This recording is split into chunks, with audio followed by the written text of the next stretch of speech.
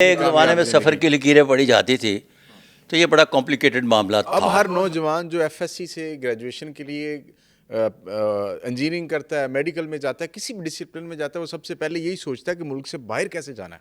اچھا، یہ آپ کا خیال ہے.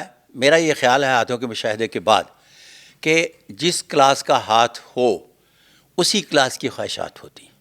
اچھا، اس سے بڑی اس کی خواہشات نہیں ہوتی. اس کے گول ہی اتنے بڑے ہوتے ہیں جتنی بڑی اہمیت کے اس کے ہاتھ ہوتے ہیں. صحیح. جتنی چھوٹی اہمیت کے ہاتھ ہوتے ہیں اس کے گول بھی اتنے چھوٹے ہوتے ہیں. پہلی بات. اب جب لفظ سفر کی لکیریں پڑھتے ہیں تو یہاں new laws of palmistry by Sadiq Malik palmist میں جھنجھٹ ہی نبیڑ دیا. اچھا، وہ کیسے؟ آفیسر کلاس سے آ جائیں کیٹیگری 4. کیٹیگری 4 کا اگر ہاتھ ہے تو ان کے بیرون ملک ایک سے زیادہ ملکوں کے ویزے لگ جاتے ہیں، لیکن تھوڑے سے تردد کے بعد. ایڈمنسٹریٹر کلاس کے ہاتھ ہے اگر تو وہ جانا چاہے تو 100 ملکوں میں بھی جا سکتا ہے، اس کے ویزوں کا کوئی پرابلم نہیں ہوگا.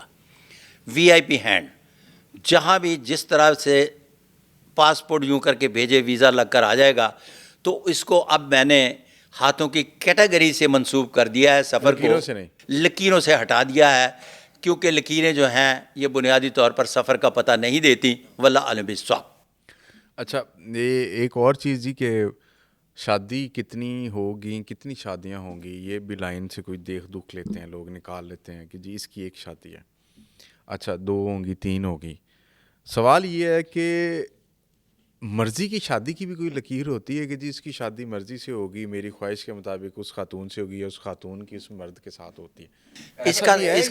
اس کا تعلق جو ہے بنیادی طور پر مقدر سے ہے. اب یہاں میں اپنے علم و فن کے جو میری طرح طالب علم ہیں ان کو یہ میں بتاتا چلوں کہ جتنے بھی 7 سیگمنٹ ہیں نا زندگی کے، ان 7 سیگمنٹ کو جب ایک کو بھی پڑھتے ہیں تو مقدر کو شامل کر کے پڑھتے ہیں. کسی بھی عورت اور مقدر، کسی بھی مرد اور مقدر، اس کا مطلب ہے کہ جب ہم کوئی بھی لکیر پڑھیں گے، شادی کی ایون لکیر پڑھیں گے، تو اس کے ساتھ بھی اس کے مقدر کی لکیر پڑھیں گے. اگر مقدر کی لکیر عمدہ ہے تو اس کا مطلب ہے کہ ایک تو اس کی شادی اپنی مرضی سے ہونے کے چانسز 99.99% ہیں. اچھا، اور دوسرا چونکہ مقدر کی لکیر اچھی ہے تو اس کو میاں بھی اچھا ملے گا. اچھا، زبردست، ٹھیک ہے. ایک اس کے علاوہ جب تعداد پر آتے ہیں تو تعداد کا تعلق جو ہے بنیادی طور پر یہاں سے نہیں ہے. وہ میں بے شمار پوڈ کاسٹ میں بتا چکا کہ وہ یہاں سے یہ ہم گھیرے کو دیکھتے ہیں، اگر یہ 5.5 سینٹی میٹر ہے تو یہ لائق مصطفیٰ کھر. ایک سے زیادہ شادیاں 5.25 سینٹی میٹر ہے تو ایک سے زیادہ 5 سینٹی میٹر ہے تو ایک وقت میں ایک، بحالت مجبوری 2. 5.25 سینٹی میٹر ہے تو ایسا شخص بلا شک و شبہ تھوڑا سا عورت بیزار ہوتا ہے. عورت ہو تو مردم بیزار ہوتی ہے.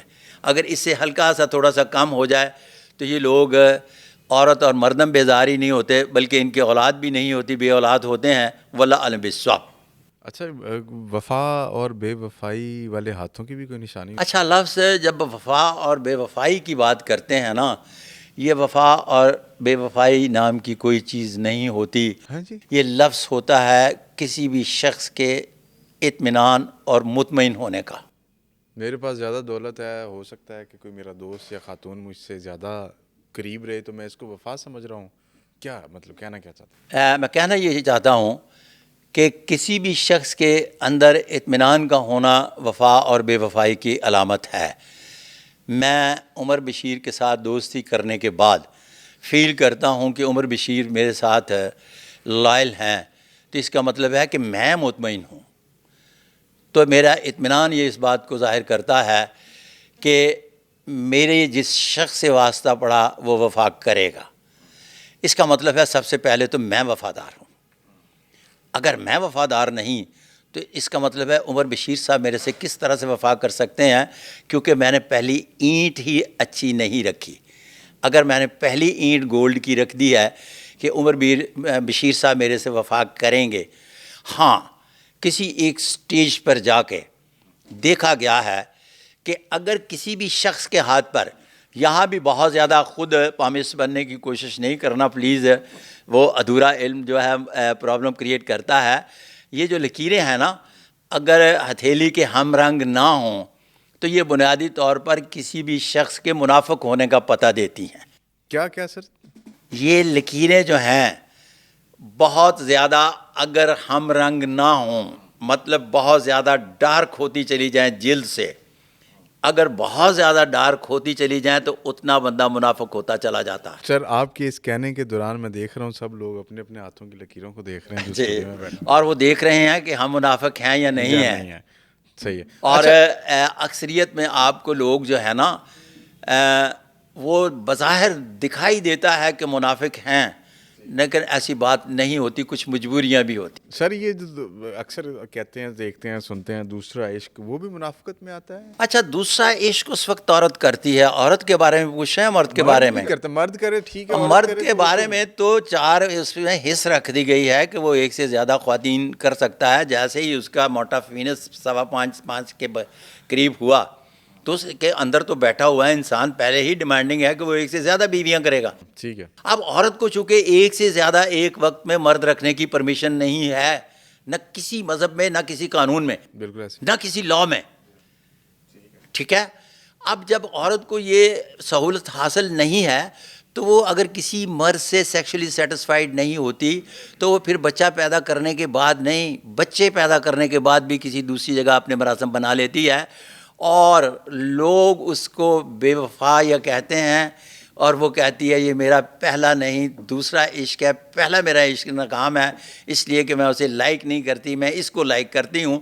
تو وہ اس نے اپنی سیٹسفیکشن کے، کسی کی نظر میں تو وہ کامیاب ہے اور سچی ہے، کسی کی نظر میں وہ یس یس. یہ ابھی جب ہم بیٹھے ہوئے گفتگو کر رہے تھے تو آپ نے ڈیشنگ مرد کی ایک بات کی تھی، جی کیا نہیں ڈیشنگ بڑا آپ اکثر سنتے ہیں ڈیشنگ مرد. یہ لکیر اگر اس جگہ سے نکلے نا اور ہاتھ پر ہلکی سی گریڈل آف فینس پائی جائے اور موٹا فینس بھی تھوڑا سا پنکش اور اچھا ہو تو یہ کسی بھی شخص کے ڈیشنگ ہونے کا پتہ دیتی ہے.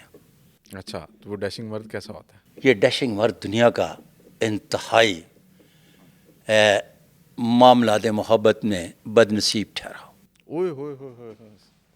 اس لیے کہ یہ جیسے ہی یوں کر کے تھوڑا سا سر اوپر نکالتا ہے نا تو اسے آنٹیاں جی حضور کہتی ہیں. اچھا. تھوڑا سا اور اوپر چلا جاتا ہے نا تو لائن لگ جاتی ہے. تھوڑا سا جب جوانی میں آتا ہے نا تو اسے پتہ نہیں ہوتا کہ کس کو ہے کہنا ہے، کس کو نہ کہنا ہے.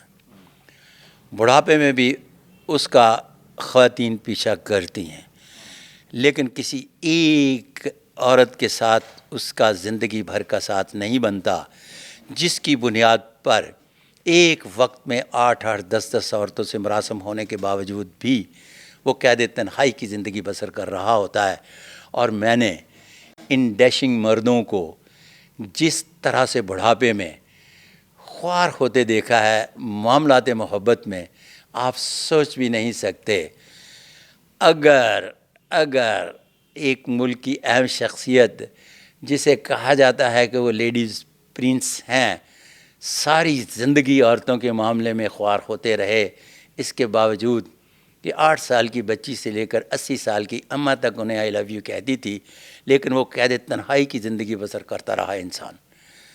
آخر میں آ کر پھر ایک بی بی ملی تو ان کے کمفرٹ زون کو جب اس نے سیٹل کیا تو وہاں جا کر تھوڑا سا انہیں اطمینان ملا اور اسی کمفرٹ زون میں وہ وہاں آ کر ٹھہر گئے.